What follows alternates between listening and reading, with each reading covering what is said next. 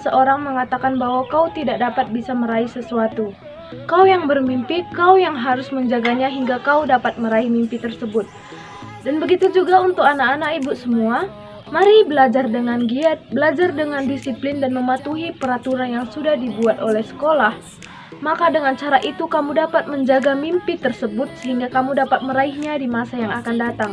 Begitu juga kalian dapat menikmati hasil jerih payah dan kerja keras kalian selama ini dengan meraih mimpi tersebut. Tanpa berlama-lama lagi, berjumpa kembali dengan saya Ibu RB dengan membawakan mata pelajaran pendidikan Pancasila dan kewarganegaraan. Dan mari kita sambut dengan salam SFD, semangat, fraternitas, Dina. Nah, di minggu ini kita memasuki pertemuan kelima, di mana pertemuan kelima ini kita membahas materi sebelumnya, yaitu mewaspadai ancaman kedudukan Negara Kesatuan Republik Indonesia. Nah, di minggu ini kita akan membahas mengenai apa-apa saja ancaman di bidang politik, di bidang pertahanan dan keamanan, dan di bidang sosial budaya. Nah, untuk itu, mari saksikan video pembelajaran yang sudah Ibu bagikan untuk kalian semua anak-anak Ibu, dan simak hasil penjelasan yang sudah Ibu jelaskan di PowerPoint di video pembelajaran tersebut. Berjumpa kembali dengan saya Ibu RB, di mana pertemuan kali ini kita akan membahas materi minggu lalu, yaitu pertemuan keempat, dan sekarang pertemuan kelima. Kita akan membahas mewaspadai ancaman terhadap kesatuan negara Republik Indonesia. Nah, jadi di pertemuan kali ini kita akan membahas 3 subbab. Yang pertama, ancaman di bidang ekonomi. Yang kedua, ancaman di bidang pertahanan dan keamanan. Yang ketiga, ancaman di bidang sosial budaya. Nah, yang pertama kita akan membahas ancaman di bidang ekonomi. Seperti yang kita ketahui, ekonomi itu identik dengan uang, usaha, atau usaha yang menghasilkan uang. Nah, jadi maksud dari ancaman ekonomi merupakan suatu usaha dan kegiatan baik itu yang berasal dari luar maupun dari dalam negeri yang dinilai mengancam dan membahayakan keamanan finansial.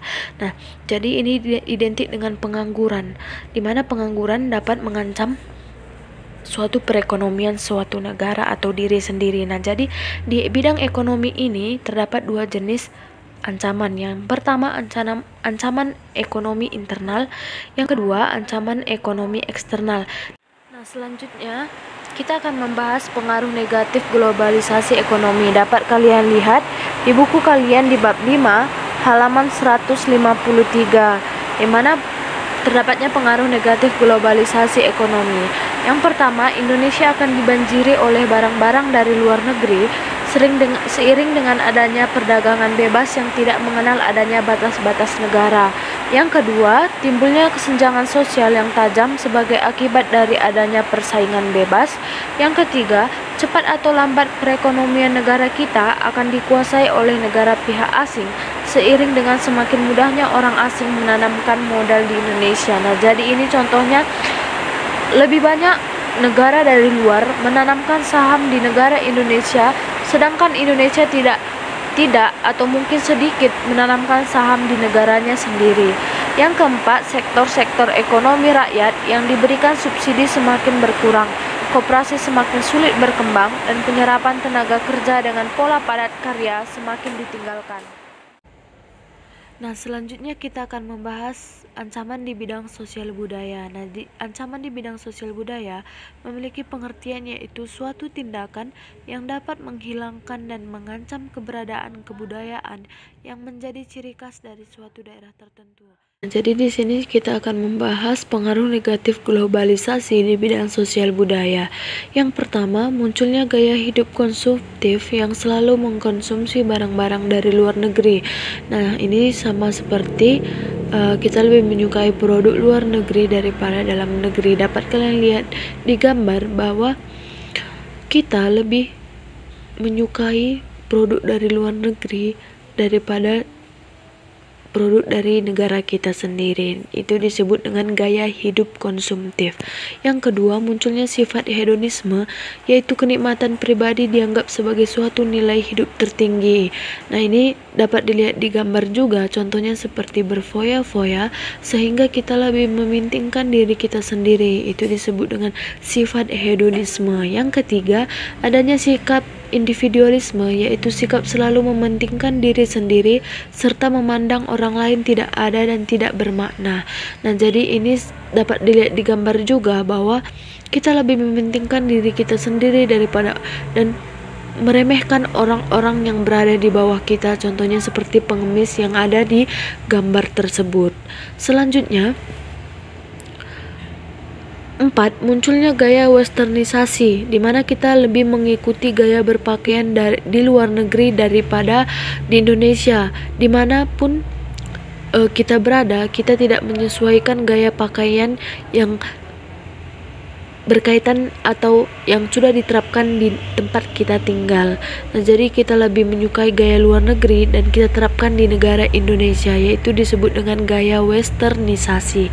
Selanjutnya, kelima, semakin memudarnya semangat gotong royong. Ini contohnya seperti demo yang sering dilakukan oleh mahasiswa atau berontak-berontak yang dilakukan oleh massal terhadap pemerintah di negara Indonesia. Yang selanjutnya, semakin lunturnya nilai-nilai keagamaan. Contohnya ini seperti kita meremehkan agama lain dan meremehkan cara-cara beribadah agama lain. Itu disebut semakin lunturnya nilai-nilai keagamaan, tidak adanya kesetiaan atau kesetiakawanan di antara agama, budaya, dan sosial. Selanjutnya, ancaman di bidang pertahanan dan keamanan. Wujud dari ancaman ini seperti contohnya ancaman militer dan ancaman non-militer yang sudah kalian bahas di kelas 10. Jadi ini berkaitan di bidang pertahanan dan keamanan. Nah, jadi contoh di non-militer ini identik dengan kekerasan yang dapat membahayakan kedaulatan rakyat, keutuhan wilayah, dan keselamatan segenap bangsa. Dengan kekerasan di mana contohnya seperti demo, mengancam sesuatu atau seseorang, dan itu mengakibatkan dapat menghambat sesuatu yang diinginkan oleh orang yang kita ancam tersebut, sehingga mengganggu kedaulatan diri sendiri dan negara itu sendiri. Nah, jadi ini juga terdapat pengaruh negatif globalisasi di bidang pertahanan dan keamanan. Yang pertama, peran masyarakat dalam menjaga keamanan, kedaulatan, dan ketertiban negara semakin berkurang karena hal tersebut sudah menjadi tanggung jawab pihak tentara dan polisi. Yang kedua, perubahan dunia yang cepat mampu mempengaruhi pola pikir masyarakat secara global. Masyarakat seringkali mengajukan tuntutan kepada pemerintah dan jika tidak terpenuhi, masyarakat cenderung bertindak anarkis. Ini contohnya seperti apabila keinginan kita tidak dipenuhi oleh pemerintah, kita akan menimbulkan sesuatu kekerasan, contohnya seperti demo, aksi massal terhadap pemerintah, contohnya DPRD atau DPR. Yang ketiga, kemajuan teknologi juga dipergunakan oleh jaringan atau kelompok penjahat internasional untuk beroperasi di berbagai negara untuk mempermudah mencapai tujuan negara tersebut sendiri, di mana ini identik dengan kekerasan yang berhubungan dengan kemajuan teknologi yang dipergunakan oleh negara lain menggunakan jaringan tersebut untuk merusak tujuan dan keinginan negara itu sendiri. Nah, jadi di pertemuan kelima ini kita cukup membahas 3 subbab, yaitu ketiga tersebut adalah ancaman di bidang sosial budaya, di bidang pertahanan dan keamanan, dan di bidang ekonomi. Nah, selanjutnya kalian mengerjakan soal-soal yang sudah ibu kirim di Google Classroom, di mana soal itu terdiri dari 5 soal, dan ibu harap kalian dapat mengumpulkan dengan tepat waktu. Dan yang paling utama, anakku, jangan mengerjakan soal-soal tersebut, menjawab soal tersebut dengan asal-asalan, karena itu nilai dari setiap pertemuan akan ibu nilai. Apabila kalian mengerjakannya dengan asal-asalan, ibu akan memberi nilai kalian asal-asalan juga. Nah, jadi ibu harap kalian mengerjakan dengan serius dan tidak sama dengan jawaban teman-temannya. Ibu harap itu keinginan ibu, kalian mengerjakan dengan baik dan benar.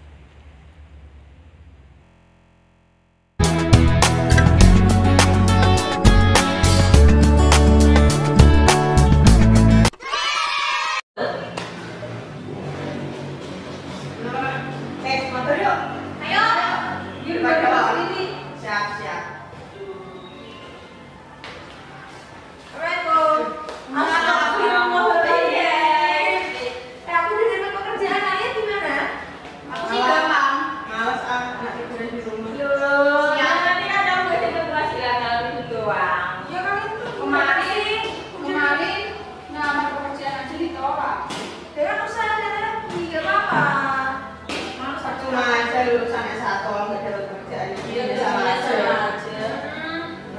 Jadi masih ada lowongan di perusahaan aku kerja. Nyari yang mau kamu juga aja. Ya capek. Paling juga ditolak lagi. Jadi jalan itu rasa. Optimis dong, optimis. Yaudah mending mabar aja yuk. Yuk.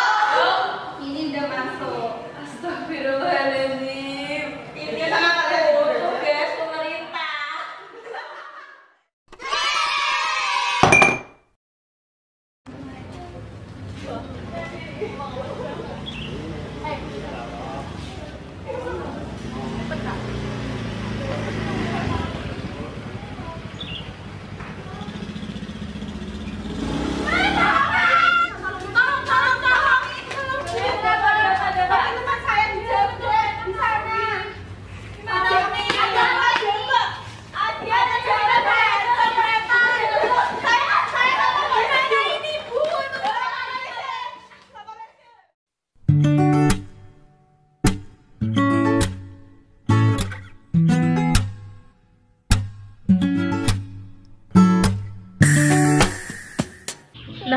Demikianlah materi kita di minggu ini di pertemuan kelima. Ibu harap kalian dapat memahami apa-apa saja yang sudah ibu jelaskan di video pembelajaran tersebut. Dan begitu juga ibu harap kalian dapat memahami apa saja contoh-contoh ancaman di setiap bidang yang sudah ibu jelaskan dan sudah kita pahami di video pembelajaran. Dan ibu harap juga kalian dapat mempraktekkan hal-hal positif yang bermakna untuk hidup kalian sehari-hari. Demikianlah pembelajaran kita hari ini dan berjumpa kembali di pertemuan ke-6 di minggu depan. Mari kita tutup dengan salam SFD, semangat, fraternitas, Dina. Dan tetap patuhi protokol kesehatan dimanapun kalian berada untuk anak-anak ibu semua. Salam sehat.